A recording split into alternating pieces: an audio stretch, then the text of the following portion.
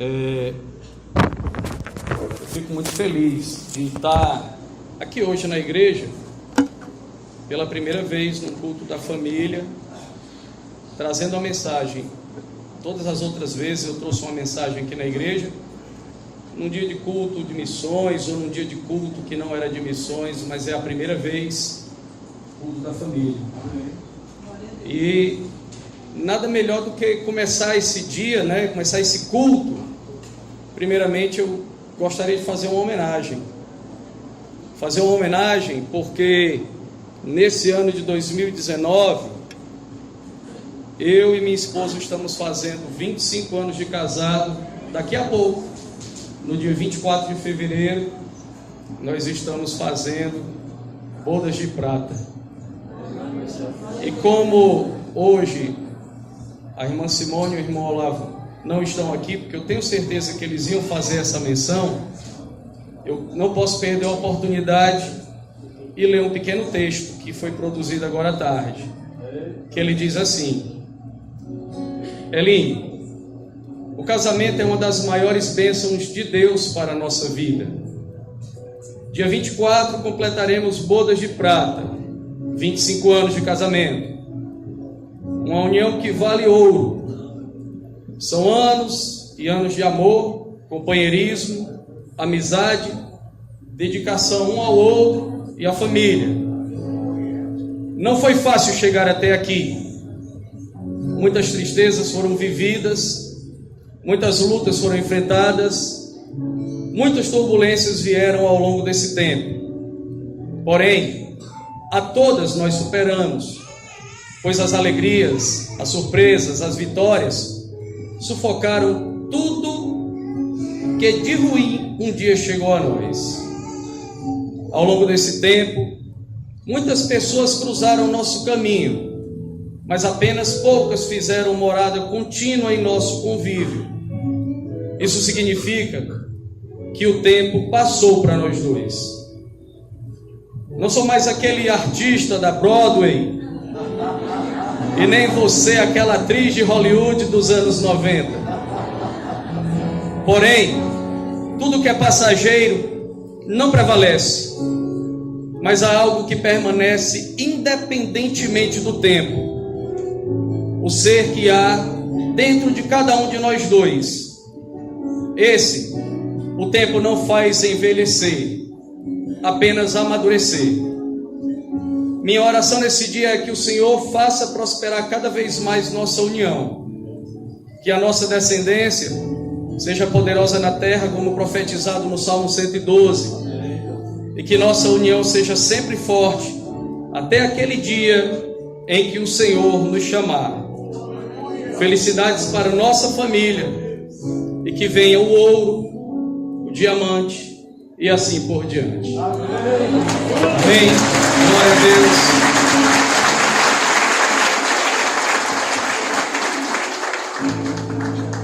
Amém, queridos. Glória a Deus. Não podia deixar passar, não podia deixar essa oportunidade. Eu gostaria que os irmãos abrissem suas Bíblias na carta aos Efésios, no capítulo de número 5, a partir do verso de número 22.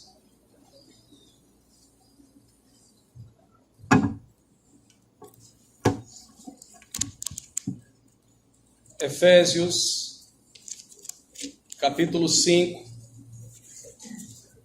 verso de número 22.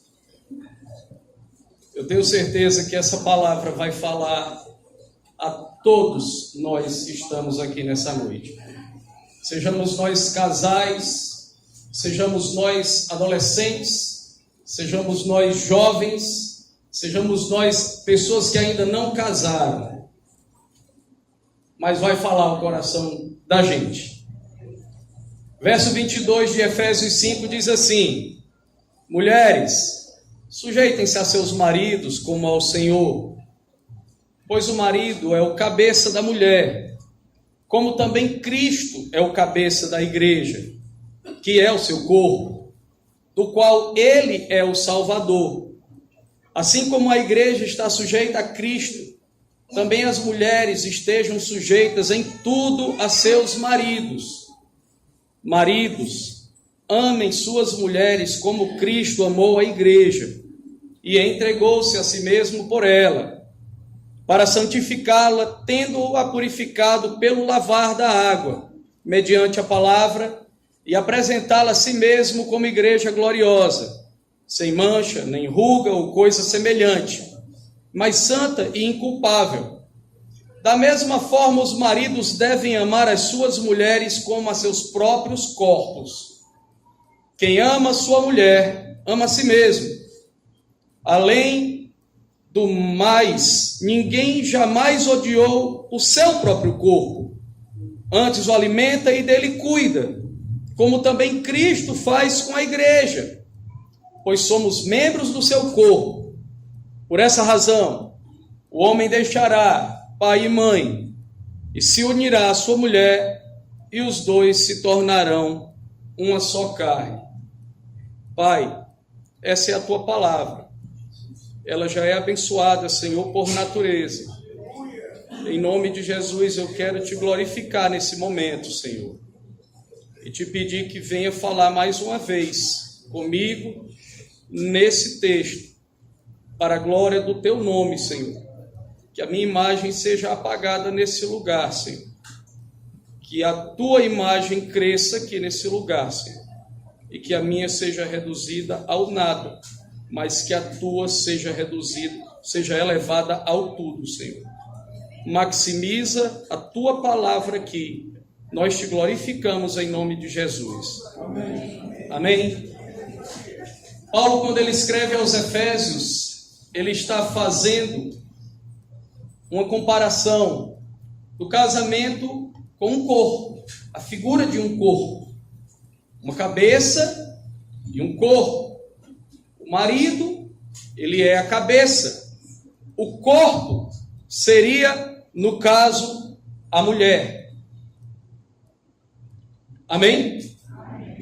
O homem, ele foi determinado pelo Senhor para ser o chefe, aquele que toma de conta das decisões, aquele que dirige, aquele que organiza, aquele que é o estrategista. Mas a mulher, ela não tem um papel descartável e nem secundário nessa missão. Nós vamos entender esse texto aqui de maneira bem clara nessa noite. Há alguns anos, mais ou menos em 2013, uma notícia chegou até a televisão, numa estrada de Santa Catarina, uma BR dessa, onde um carro, um Fiat Uno, ainda lembro, um Fiat Uno estava constando dentro um pai, uma mãe e 3 filhos, onde um dos filhos tinha 11 anos. Mas o filho de 11 anos era que estava dirigindo o carro naquela BR. O filho estava dirigindo. A polícia viu, parou o carro, verificou o quê? O carro estava com todos os documentos atrasados. O carro estava cheio de avarias na sua lateral. Os bancos, tinha banco quebrado. 2 pneus lisos e o mais grave de tudo, um menino de 11 anos dirigindo o carro. E o pai falou para o policial que pediu que o filho dirigisse porque ele estava com uma dor na sua coluna. Aquele pai, ele deu o controle da sua família na mão de uma outra pessoa. Deus, ele dá o controle da família para o cabeça. E o cabeça é o homem. O texto de Paulo que nós lemos, ele é muito claro. Que o homem, ele é o cabeça. E Deus foi quem fez essa instituição. É exatamente isso que Deus muitas vezes fica triste quando ele vê famílias sendo dirigidas por outra pessoa, que não aquele que tem a carta, que tem a autoridade dada por Deus para dirigir a família, para dirigir o lar.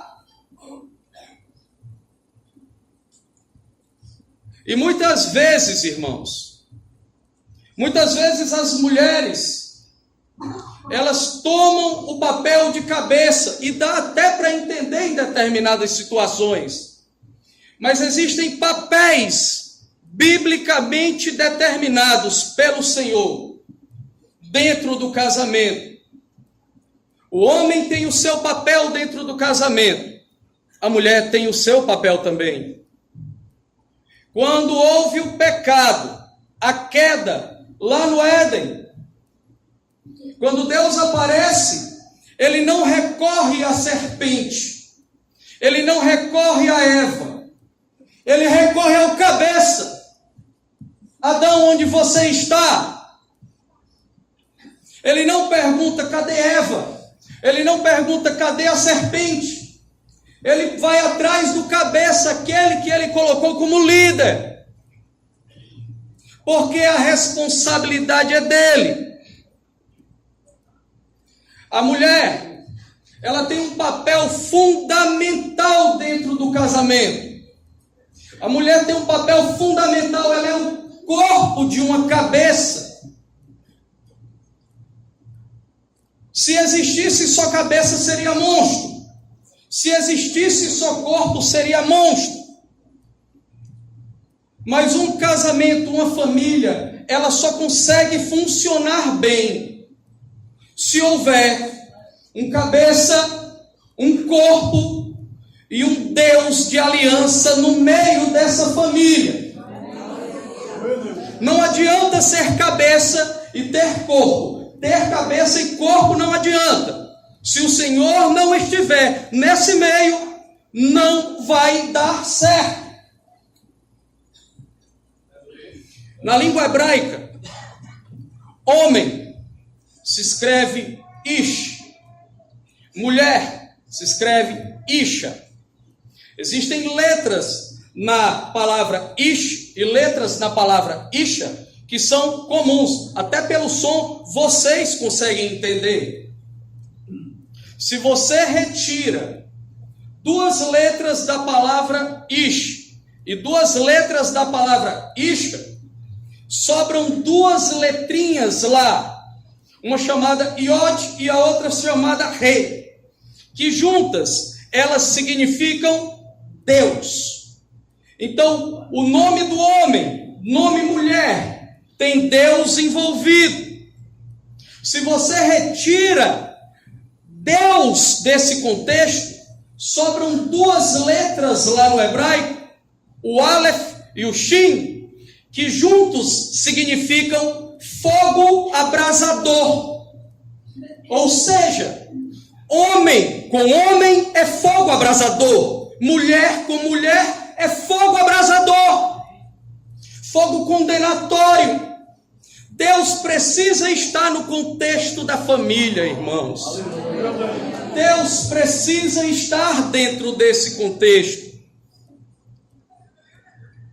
Deus estabeleceu o papel para o homem, estabeleceu o papel para a mulher. E o papel da mulher é um dos mais importantes. A mulher, quando o texto fala em submissão, não significa dizer que ela está abaixo, ela é subalterna. Não. Significa dizer que ela está de acordo com a missão daquele que é o marido, que ela vai segui-lo, que ela vai apoiá-lo naquilo que ele for fazer na sua missão. Isso é que é submissão. Alguém tem a missão, o cabeça, e a submissão é da mulher. Ou seja, eu estou com você. Para onde você for, na direção que você for, nos caminhos do Senhor, eu estou com você. Mas muitas vezes, a união entre o homem e uma mulher, ela cai em doenças. O casamento cai em doenças. Doenças que ferem a vida do casal, doenças que ferem a vida dos filhos. Um homem e uma mulher, eles não formam uma unidade. Um homem e uma mulher, eles formam uma unicidade. Sabe qual é a diferença, irmãos, entre unidade e unicidade? Unicidade são duas coisas que se fundem.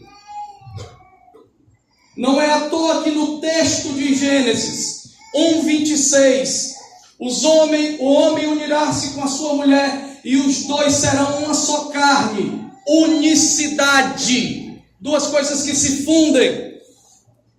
Na igreja, preste bem atenção, os hinos que muitas vezes nós cantamos e as cartas de Paulo escritas falam que Deus quer conosco uma unidade. Não fala em unicidade. A relação de Deus para com os homens é uma relação de unidade. A relação entre mim e entre o corpo de obreiros dessa igreja, entre essa igreja, é unidade. Nós falamos em unidade da igreja, mas não existe unidade de casamento, unidade do casal, existe a unicidade. Vai muito além. Deus não forma comigo uma só carne. Eu formo com minha esposa uma só carne. Eu e Deus formamos uma unidade. Nós estamos aqui juntos, colados um no outro. Não é à toa que no curso do Casados para Sempre tem uma lição que fala acerca de separação.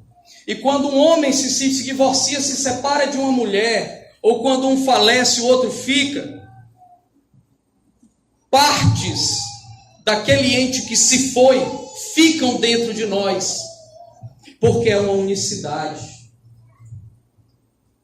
é um conjunto, é um corpo, é um organismo. E esse organismo, às vezes, passa por situações doentias. E eu quero falar sobre 3 doenças que podem chegar dentro de um casamento, dentro de um relacionamento familiar, e fazer padecer não apenas o pai e a mãe, mas também os filhos. A primeira se chama obesidade. Obesidade, irmão Robério, obesidade. E eu vou explicar para vocês o que é a obesidade que eu estou falando. No versículo de número 25 do texto que nós lemos, ele diz: maridos, amem suas mulheres, assim como Cristo amou a igreja e entregou-se a si mesmo por ela. Sabe o que é a obesidade dentro do casamento? São maridos egoístas. São maridos que, para satisfazer as suas vontades, que para satisfazer e fazer os seus sonhos acontecerem, eles não se interessam e não estão nem aí para o que o corpo está dizendo ou sofrendo. Se eu pegar, irmãos, por exemplo, não estou dizendo que isso vai acontecer comigo, se eu pegar uma torta aqui, recheada de prestígio, que eu adoro, se eu pegar uma torta dessa, e tirar uma fatia e comer essa fatia, a minha cabeça vai dizer assim, ó, não coma mais do que uma, mas eu vou lá e tiro outra fatia, e a minha mente vai dizer, não coma mais, você já comeu demais. E eu, não, vem. E o que acontece é que o meu corpo, o meu estômago, ou o meu fígado, ou seja lá qual for o órgão, ele vai dizendo para mim assim, você já comeu, tá bom, não precisa você se empanturrar. Ou seja, o marido egoísta, ele quer satisfazer as suas vontades, sem se interessar com o corpo. Isso é a obesidade dentro do casamento. Os maridos egoístas, eles se preocupam mais com seus carros do que com as suas esposas. Os maridos egoístas se preocupam mais com o seu bem-estar. O que importa é que eu vá para o estádio assistir o jogo, trabalho a semana inteira, e no sábado eu não posso ir para o estádio assistir um jogo, Mas pai, é o único dia que o Senhor tem para sair com a gente. Não, amanhã a gente sai, não, mas amanhã tem igreja, ou amanhã eu estou cansado, amanhã eu vou dormir. O que importa para um marido egoísta é que a sua vontade, que ele seja centro de tudo dentro do lar. Isso é uma obesidade dentro do casamento. É o egocentrismo, eu satisfazer as minhas vontades em detrimento ao que o meu corpo está sofrendo. E à noite, quando eu vou dormir, o meu corpo todo vai trabalhar para digerir tudo aquilo que eu comi. E eu vou acordar de madrugada com dor de cabeça. Ou vou acordar de manhã indisposto. Ou então durante a madrugada vou ter uma indisposição estomacal. Por causa do meu egoísmo como marido. A obesidade, ela faz com que o corpo, com que a mulher seja ferida emocional, física e espiritualmente. Essa é a primeira doença. 1 Pedro diz lá no capítulo 3 e no verso 7, uma orientação para todos nós que somos homens, que somos maridos. Ele diz assim: maridos, vivei a vida comum do lar. Irmão Robério, o que é viver a vida comum do lar? Maridos, participem do dia a dia no casamento. É para lavar a louça? Lave a louça. É para lavar a roupa? Lave a roupa. É para varrer a casa? Varra a casa. Viva a vida comum do lar. Orientação de Pedro, capítulo 3, 1 Pedro 3 e 7. Viver a vida comum do lar. Segunda doença que chega a um casamento e que pode destruir muitas vezes uma vida é o mal de Parkinson. Todo mundo sabe o que é o mal de Parkinson. O mal de Parkinson é quando o corpo ele se movimenta sem mais nenhum comando da sua cabeça. A cabeça não tem mais nenhum comando sobre o corpo. O corpo, ele não obedece nenhum comando. E nós sabemos que o nosso corpo, ele age devido ao comando da nossa mente, o comando da nossa cabeça. E o que é que seria o mal de Parkinson dentro de uma família, dentro de um casamento? As mulheres insubmissas, mulheres que não se submetem à autoridade, porque a mulher não é o corpo. Então, se o corpo não está se submetendo à cabeça, nós estamos falando de uma doença chamada mal de Parkinson. As mulheres não decidem mais consultar a cabeça para movimentar o corpo.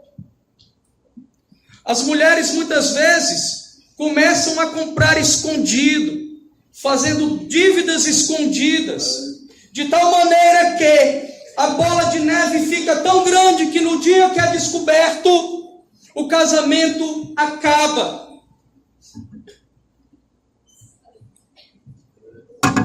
Eu já vi uma situação como essa. Um amigo chegou para mim, um amigo de trabalho de alguns anos, hoje em dia eu não trabalho mais diretamente com ele.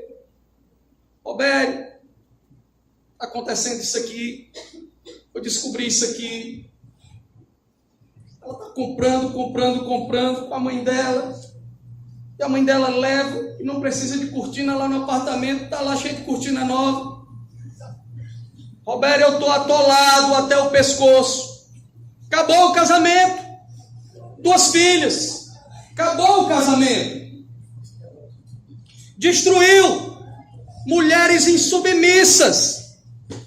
Mulheres, eu vou dar uma palavra importante aqui para vocês. E eu vou explicar de uma maneira muito clara, porque eu não quero que nada fique sem ser bem explicado. Eu quero que todos entendam isso aqui.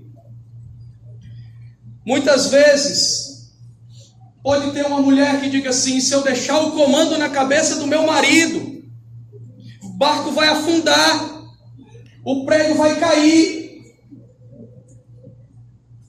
Mas eu quero dizer para vocês, minhas irmãs, que é princípio bíblico a submissão. A submissão é princípio bíblico. É óbvio, irmãos, que tudo que eu estou falando aqui é no Senhor. A mulher ela não vai se submeter a alguém que não é do Senhor. O marido quer que ela faça atrocidades, ela não vai fazer. Mas no Senhor você tem que buscar a submissão. É princípio bíblico. Não é uma questão da liderança. Não é porque ele é um líder ruim, porque a questão não está: eu vou ser submissa se o meu líder, se o meu marido for bom. Se ele não for bom, não vou ser submissa. Não é bem assim. Por exemplo, lá no Éden, quem era o líder de Adão? Era Deus. Você quer líder melhor do que Deus? Me diga, deu certo? O líder que Adão tinha para Adão funcionou? Não, por causa da insubmissão. Vem agora para o Novo Testamento e olhe para Judas. Quem era o líder dele, irmãos? Jesus. Você quer um líder melhor do que Jesus? Por que foi que não deu certo? Insubmissão. Agora vamos olhar o exemplo de Ruth. Quem era a líder de Ruth? Noemi era a líder de Ruth. Agora você vai me dizer, se uma líder que chega e diz assim: eu estou amarga na minha vida, mude o meu nome para Mara, eu quero morrer.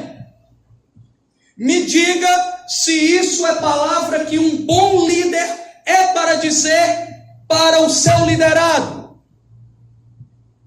É óbvio que não é uma boa palavra, não é uma palavra que vai incentivar. Mas deu certo a liderança, deu certo a submissão de Ruth, mesmo a líder não sendo uma líder no patamar de Deus e no patamar de Jesus. Ela foi submissa até o fim. Ela está na genealogia de Jesus Cristo. Ela é bisavó do rei Davi. Então a submissão, ela não diz respeito à qualidade do líder, é um princípio. Quando eu entro nos princípios que Deus estabelece um princípio que começa aqui, e o princípio vai se estendendo, e aqui no final tem a bonança.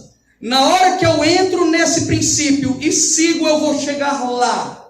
Mas se eu entrar no princípio e sair, eu não vou receber a coroa da vida lá na frente. A submissão é princípio estabelecido por Deus. Se Adão não tivesse sido insubmisso, nada do que nós vivemos hoje estaria sendo vivido. Nós não estaríamos pregando Jesus aqui para as multidões. Nós não estaríamos aqui trabalhando para Deus. Nós não estaríamos fazendo isso. Estaríamos adorando pelos séculos dos séculos o Senhor. É certo que nós estaríamos vivos, nascidos, adorando um Deus que não tem limite, adorando um Deus que não tem começo, um Deus que não tem fim. Mas a insubmissão, ela nos tira muitas vezes do caminho da vitória, do caminho da bonança. Amém, irmãos? Vamos viver a palavra. Mulheres, vamos viver a palavra. Coloca a vida do teu marido em oração, coloca a vida do teu marido, te submete e entrega ao Senhor, porque é um princípio que ele estabeleceu. Terceira e última. A terceira e última doença se chama tetraplegia. O que é a tetraplegia? É um acidente que rompe a ligação entre a cabeça e o corpo. Fica totalmente sem ligação nenhuma. Se você acender um isqueiro no pé de uma pessoa tetraplégica, vai assar, vai torrar, vai carbonizar, mas a cabeça... Sabe o que é isso dentro do casamento? São casais que vivem em casa, mas é como se estivessem divorciados. Casais que muitas vezes vivem de aparência. Eu tenho que chegar na igreja, de mãos dadas com a minha esposa, porque importa como é que eu vou ser visto, a minha reputação. A reputação é aquilo que os homens, que vocês sabem que eu tenho, sabem que eu sou. Mas o caráter é algo que só se revela a Deus. Muitas vezes a gente confunde esses conceitos. Mas quando acontece esse acidente no casamento, de romper definitivamente uma ligação entre o corpo e a cabeça, quando acontece isso, atinge não apenas o casal, mas atinge também toda a descendência. Eu tive um aluno, não é bem um aluno. Eu estudei no Colégio do Padre, Zé Nilson aqui. E quando eu fazia a 7ª série na época, eu tinha uma professora de português lá, e ela gostava muito de mim, porque eu sempre gostei muito de estudar. E aí, quando eu estava na 7ª série, o filho dela estava na 6ª série, ele estudava em uma outra escola. E ele ficou de recuperação e a mãe dele veio: Roberto, eu queria que você estudasse um pouquinho com o Márcio. Você estuda com ele? Estudo. Aí eu era só 1 ano na frente do Márcio. 1 ano de série e 1 ano de idade. Quando eu tinha 15, ele tinha 14. Eu fazia o 2º ano, ele fazia o 1º, por exemplo. E aí eu fui para a casa do Márcio, aqui na Vajota, estudei com ele e tal. Aí ele passou de ano na 7ª série para a 8ª. Aí quando ele chegou na 8ª série, a mãe dele: Roberto, o Márcio ficou de recuperação. Estuda com ele. Aí eu fui lá, estudei com o Márcio. Aí quando chegou no 1º ano, o Márcio ficou de recuperação. Aí eu fui lá, estudei com o Márcio, salvei o Márcio de novo. Aí no 2º ano, o Márcio ficou de recuperação de novo. Aí vai lá, chama o super-herói lá, aí lá e vai. Quando chegou no 3º ano, o Márcio foi de recuperação. E aí, o professor da recuperação era o Roberto.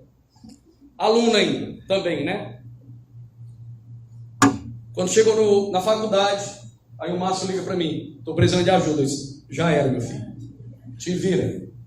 O Márcio, ele estava noivo, estudava na Unifor, fazia um curso que eu não me lembro mais qual era, não sei se era administração, ele tinha uma empresa. Novo menino. 2 anos depois que ele sofreu um acidente, onde ele ficou tetraplégico, eu encontrei a mãe dele no supermercado. E perguntei: cadê o Márcio? Ela disse: você não soube? Disse: não, pensei logo que ele tinha morrido. O Márcio ficou tetraplégico. Vou visitar o Márcio. Quando eu cheguei lá, que eu vi o Márcio deitado naquela situação, o pai dele com mal de Parkinson, a mãe dele também já idosa, comecei a conversar com ele, e ele rindo, brincando comigo, fazendo hora, aquela brincadeira, nem parecia que estava no estado que estava. Eu fui embora e alguns anos depois, eu vi o Márcio nas redes sociais despontando como um grande coaching aqui em Fortaleza e no país. Ele escreveu um livro com a boca. Ele pegou, foi produzido uma caneta especial para ele, e ele ficava lá de frente para o computador, porque no caso ele mexia somente a cabeça. Ele ficava aqui, tem foto do livro dele, ele digitando aqui, ó, fazendo assim, ó, com a boca e a caneta na boca. Ele digitou um livro: Minha Boca, Meu Caminhar. ele dá assessoria para todas as empresas do grupo Edson Queiroz hoje. Viaja para tudo que é lugar do país, para falar, para motivar. Ele é um coaching. Ele disse para mim o seguinte: Valvério, devido à minha doença, a minha família estava empobrecendo. As reservas que a minha mãe tinha e o meu pai tinham acabando. E eu olhei para o lado, olhei para o outro e eu preciso fazer algo. Ele hoje é o mantenedor da casa dele.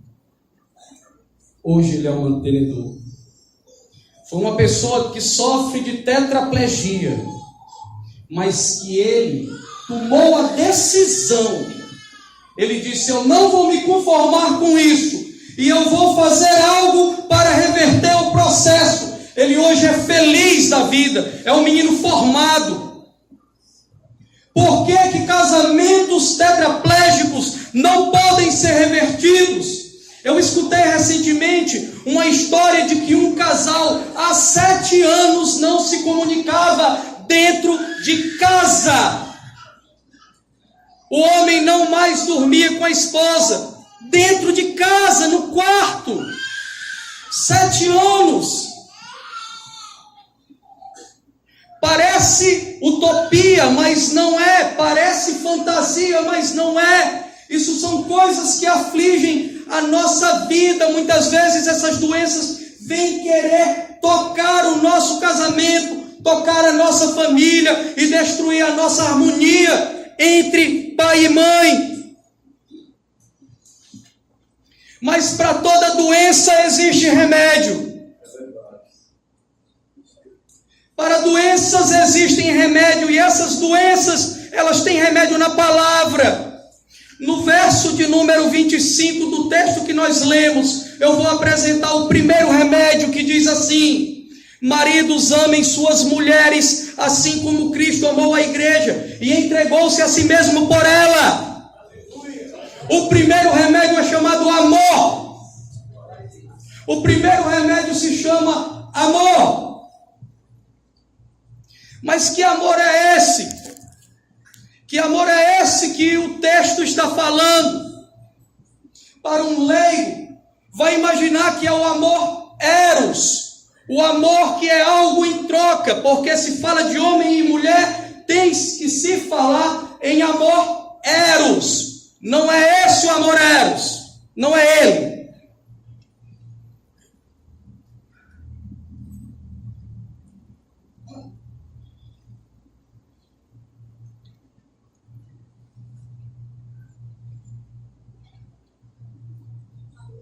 Muitas vezes a gente confunde as coisas. Muitas vezes a gente vê pessoas que se casam, mulheres que saem de casa para casar por causa dos problemas que existem dentro de casa com seus pais, que já vêm de longe, e ela diz: eu vou casar para sair de casa. Muitas vezes os casamentos acontecem por pura comodidade, porque ele tem um bom corpo visualmente, porque ela também tem um bom corpo visualmente. Muitas vezes os casamentos se dão única e exclusivamente por causa da sensação. E o que é a sensação? Eu trouxe 2 chocolates aqui, um chocolate branco e um chocolate preto. Eu hoje vou comer esse chocolate branco, porque eu gosto desse chocolate. Quando for amanhã eu vou comer outro chocolate branco, porque eu gosto da sensação que ele me dá, que ele me traz. Quando for terça-feira eu vou comer de novo outro chocolate branco. E vou comer quarta, e quinta, e sexta.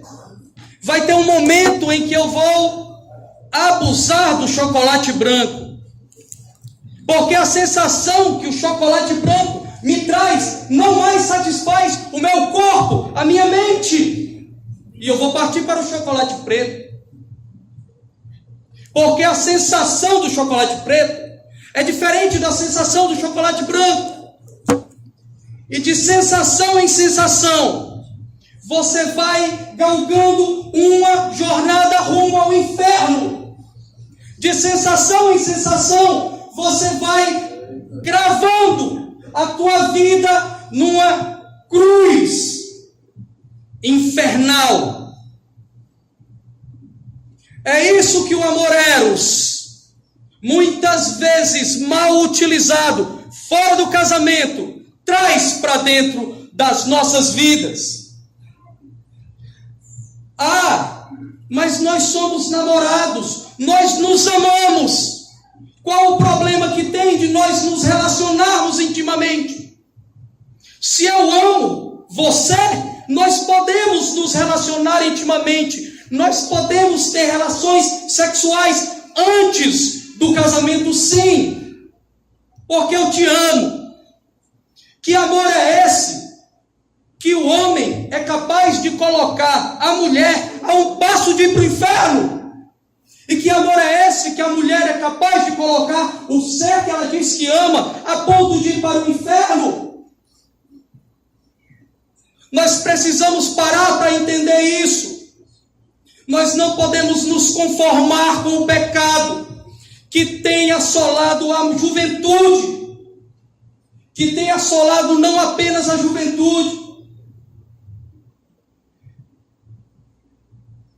Eu soube recentemente de uma situação onde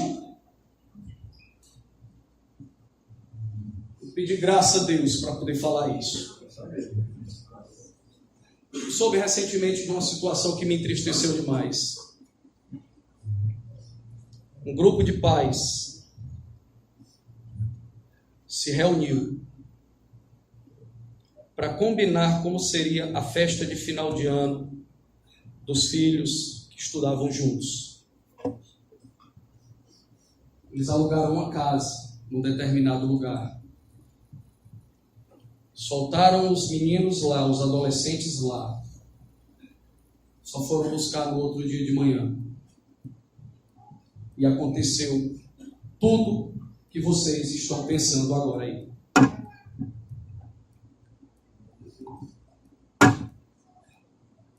A família tem que ter um cabeça. A família tem que ter um corpo. Jamais, como cristão, eu posso me conformar com o pecado desse. Jamais, como cristão, eu posso olhar e aceitar esse tipo de coisa que entre no meu lar, na minha casa. Na minha casa não. Na minha casa não vai entrar. Na minha casa vai entrar aquilo que é puro, porque Paulo diz que eu tenho que pensar e tenho que ocupar a minha mente com coisas puras, coisas que edificam, coisas que trazem o crescimento do Senhor. E não me sujeitar ao sistema que existe lá fora. Um sistema de prostituição, um sistema de fornicação aberto para todo mundo. Não. Nós temos que trabalhar a vida dos nossos filhos. O fato de estar na igreja não os imuniza de nada disso. Não imuniza nenhum adolescente, não imuniza nenhum jovem. Nós temos que trabalhar, mas tem que começar em casa.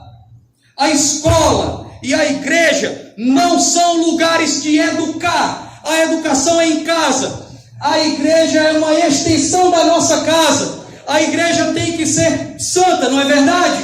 A minha casa também tem que ser. Não é só a igreja que tem que ser separada, santa. A minha casa tem que ser também. A minha família tem que ser bênção do Senhor. E a minha família não vai ser bênção do Senhor se eu concordar com aquilo que não presta. É o amor, irmãos. O amor não é o eros, é o ágape. É o amor ágape. O amor que Cristo tem para com a sua igreja. O amor de se entregar, de morrer por ela. Esse é o primeiro grande remédio. Segundo, para terminar, diz a palavra no verso 26, assim como eu extraí as doenças do texto, os remédios estão ali também. Versículo 26 diz, para santificá-la, tendo-a purificado pelo lavar da água, mediante a palavra. Esse é o grande remédio para toda e qualquer família. Esse é o maior remédio para toda e qualquer família. Irmãos, dá para ir para o inferno sabendo falar inglês. Dá para ir para o inferno sabendo falar hebraico. Dá para ir para o inferno tendo muito dinheiro no banco.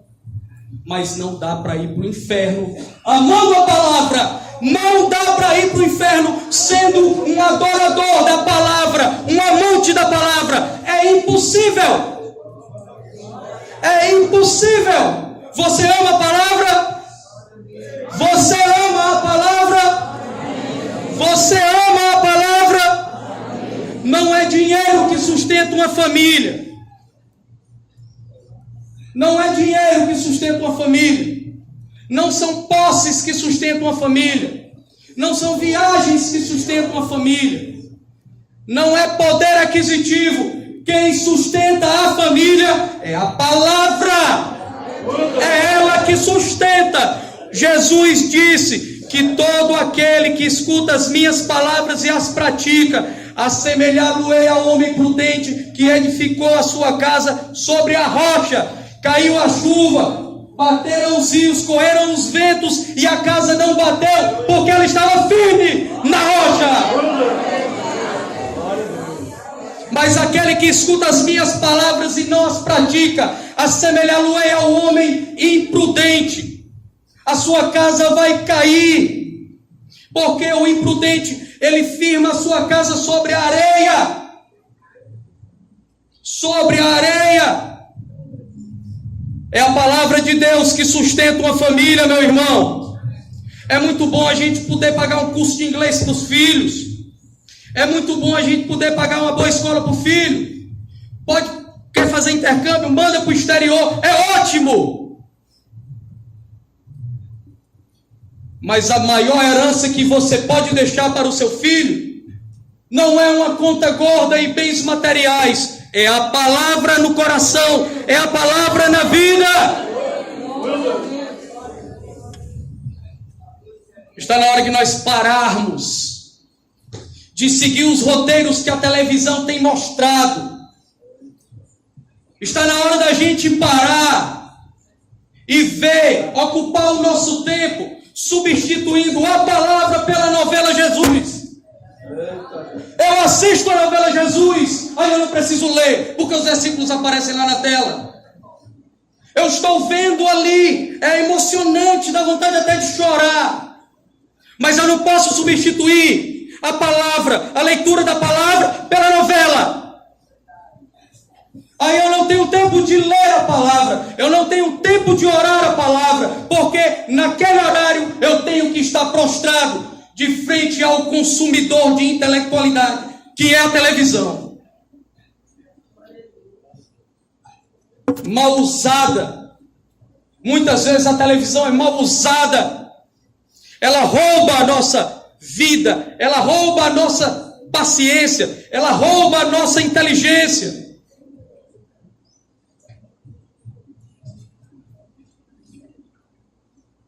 E muitas vezes nós deixamos de abençoar os nossos filhos com tempo de qualidade com eles.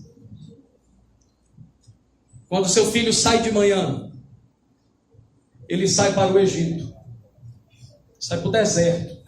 Seu filho sai de manhã, vai para a faculdade, vai para o colégio, ou à tarde, ele está indo para o deserto. Você tem abençoado a vida do teu filho quando ele sai de casa para ir para o deserto? Porque Jesus, quando ele estava no deserto, ele chegou para ele Satanás, tentou ele, e ele venceu com a palavra. Jesus venceu com a palavra lá no deserto. Mas sabe por que ele venceu com a palavra lá no deserto? Eu vou dizer, porque momentos antes de ele ir ao deserto, ele foi levantado de dentro do rio Jordão, na hora do seu batismo. E quando ele sai do rio Jordão, o céu se abre, diz Marcos em seu evangelho. O céu se abre e uma voz ecoa do céu, dizendo: Tu és o meu filho amado Jesus, em ti eu sinto alegria. Ele abençoou o seu filho, ele venceu com a palavra. Os nossos filhos precisam também vencer com a palavra. Chega de um uso contínuo de aparelho celular até a madrugada. Eu estou em aula. Quando eu estou em aula, eu vejo aqueles meninos e aquelas moças arriando na cadeira, dormindo. Eu já sei o que é. Não é a noite estudando, não é a noite orando. É a noite no Instagram, é a noite no Facebook.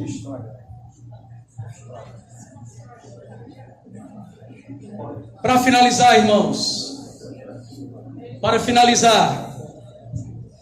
eu vou parafrasear o Salmo 1 e queria que todos vocês tomassem posse disso que eu vou falar agora.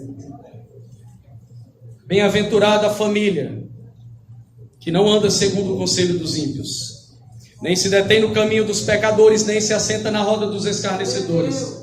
Antes tem o seu prazer na lei do Senhor, e nessa lei medita de dia e de noite. Pois será como árvore plantada junto a ribeiros de águas, a qual dá o seu fruto na estação própria, e cuja folha não cai, e tudo quanto fizer prosperará. Não são assim as famílias ímpias, mas são semelhantes à moinha que o vento espalha. Pelo que os ímpios não subsistirão no juízo, nem os pecadores subsistirão na congregação dos justos.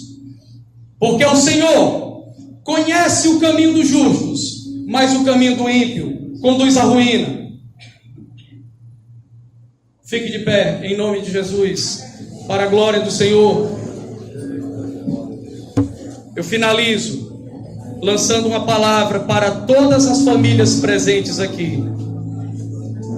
E convido para que você, se quiser receber uma oração, o nosso pastor vai estar orando pela sua vida, vai estar orando pela sua casa.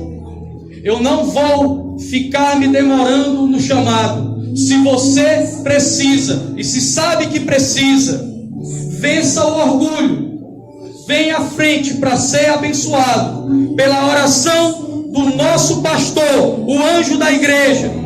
E eu vou lançar sobre essa igreja, sobre essas famílias, uma palavra que diz, lá no Salmo 112 e no versículo 2: a sua descendência será poderosa na terra, a geração dos retos será abençoada para a glória do Senhor.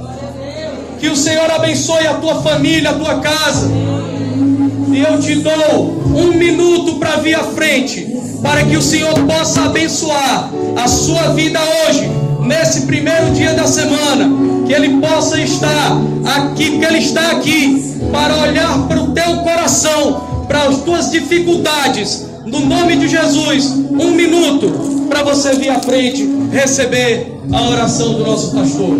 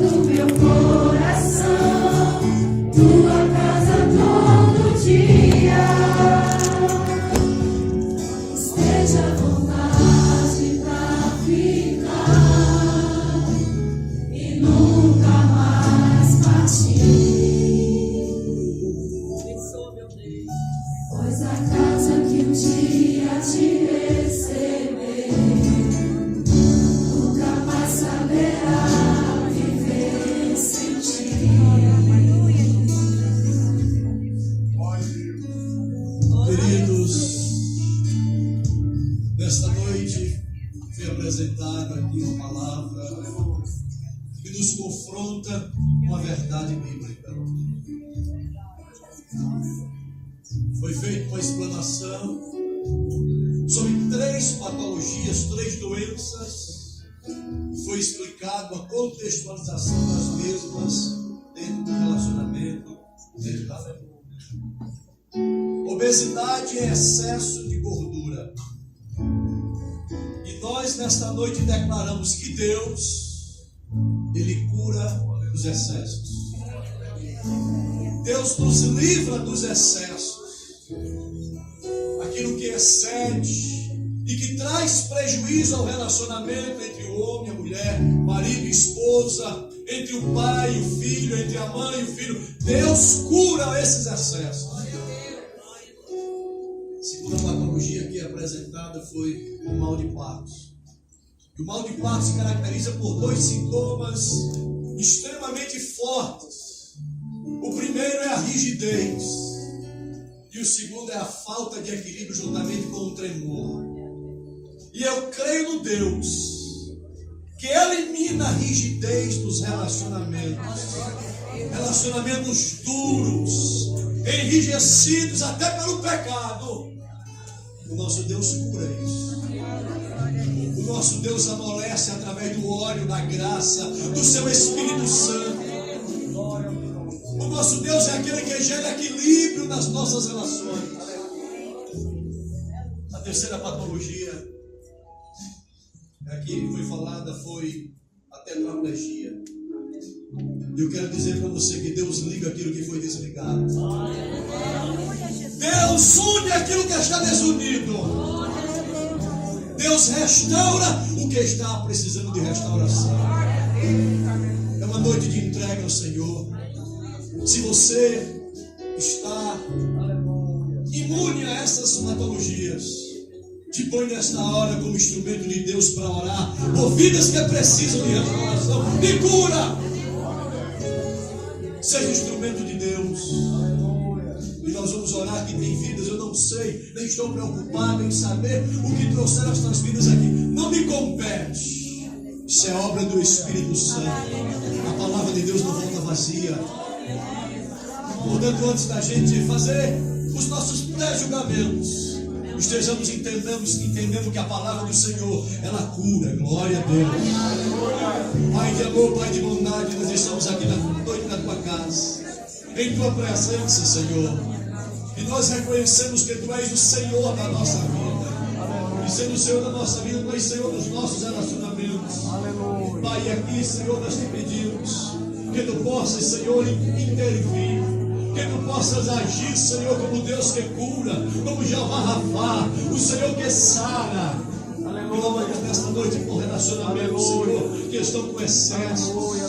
Clamamos pelo Senhor nesta noite por casamentos, Senhor, que estão enrijecidos em sentimentos. Clamamos nesta noite, Senhor, por aqueles que já perderam o equilíbrio, a sensatez, que não mais se respeitam. Relacionamentos que estão desgastados, Senhor, pela falta de consideração e pela presença da infidelidade. Clamamos nesta noite, Senhor, por relacionamentos, ó Deus, que estão desligados, apartados, afastados, Senhor, vivendo no mesmo teto, debaixo, Senhor, da mesma condição, dividindo a mesa, mas estão apartados, Senhor, dos sentimentos e no relacionamento. Aleluia. A minha oração nesta noite, Senhor, é que tu possas vir reatar, que o Senhor possa religar o que está desligado, que o Senhor possa reacender o que está apagado. Pai de amor, Pai de bondade, aprove o Senhor nesta noite, trazer uma palavra de confronto, Senhor, para a nossa vida. Se Deus, que possamos dar atenção à tua palavra, porque a tua palavra é vida, tua palavra é vigor, tua palavra, Senhor, é força, tua palavra é revelação, tua palavra, Senhor, nos impede de pecar, tua palavra, Senhor, nos purifica, tua palavra nos santifica, tua palavra nos regenera, tua palavra nos edifica, Senhor. Nesta noite nós clamamos, nos ajuda o Espírito Santo a não somente sermos ouvintes, mas acima de tudo praticantes da tua palavra. Venha abençoar a nossa família, venha abençoar a nossa casa, venha abençoar o nosso relacionamento, venha abençoar os filhos, venha abençoar as filhas. Senhor, entra com salvação, com libertação, com transformação, com mudança, com provisão, Senhor, dentro do nosso lar. E a nossa oração final, Senhor, é reina, reina, Senhor, tenha o comando, Senhor, do nosso lar, que o Senhor seja o centro do nosso relacionamento familiar e conjugal. Assim, Pai, nós te oramos e por fé te Te agradecemos em nome de Jesus. E quem pode dizer amém? Senhor, no lugar de